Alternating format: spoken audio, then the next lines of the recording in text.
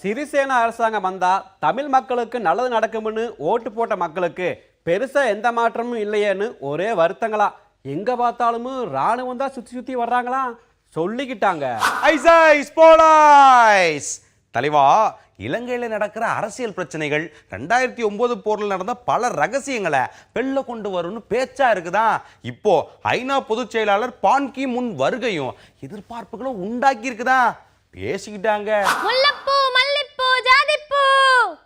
ஏற்கனவே விச ஊசி போட்ட பிரச்சனை பல இடத்துலையும் எதிர்ப்புகளை உருவாக்க அரசியல் கைதிகள் நிலவரம் இப்ப என்ன ஆச்சு, பொதுமக்கள் மத்தியில கைதான தலைவர்கள் எல்லாம் எங்கேன்னு கேள்வி மேல கேள்விகள் வந்துகிட்டே இருக்குதாமா.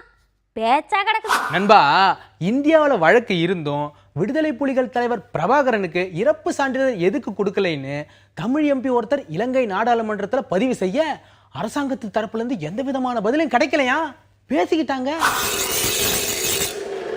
ஐயா, இலங்கை வாக்காளர் பட்டியல் விவரப்படியே 1,00,000க்கும் மேல தமிழ் மக்களோட எண்ணிக்கை குறைஞ்சிருக்குன்னு தெரிஞ்சோம். செஞ்சிலுவை சங்கமும் ஐநா மன்றமும் சத்தமே காட்டலையேன்னு ஒரு பேச்சு இருக்குதான். பேசிக்கிட்டுதாங்க ஐயா. தமிழ் மக்கள் எல்லாம் சொந்த நிலம் திரும்ப கிடைக்கல, சுதந்திரமா படிக்க முடியல, பாடத்திட்டத்திலையும் மாற்றம் கொண்டு வந்துட்டாங்க. கொஞ்சம் கொஞ்சமா மொழி மாற்றமும் நடக்க வாய்ப்பு இருக்குன்னு புலம்பெயர் தமிழர்கள் மூலியமா பிரச்சனையை பரவலாக்கிட்டே இருக்காங்களா. நமக்கு என்னங்க தெரியும், வெளியே பேசிக்கிறாங்க. இன்னொரு பக்கம் தலைவா, இலங்கை ராணுவத்தோட கூட்டு பயிற்சியில் இருக்கும் அமெரிக்க ராணுவ அதிகாரிகள் இலங்கையில் நடக்கும் விஷயங்களை எல்லாத்தையும் சத்தமே இல்லாம அமெரிக்காவுக்கு தெரியப்படுத்திக்கிட்டே இருக்காங்களா.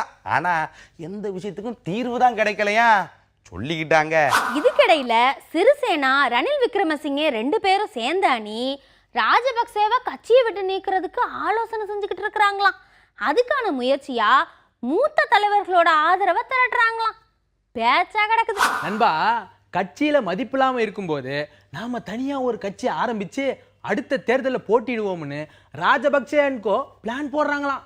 கட்சிக்கு பேரெல்லாம் ரெடி, அறிவிப்பு எப்போன்னு தொண்டர்களை காக்க வச்சிருக்காங்களா சொல்லிக்கிட்டாங்க.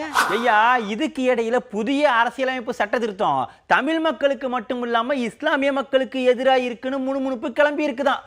ஆனா இலங்கை அரசு தீவிரவாதம்னு இஸ்லாமிய மக்கள் மேல நடவடிக்கை தொடங்கி இருக்காங்களாம். பேசிக்கிட்டுதாங்க ஐயா.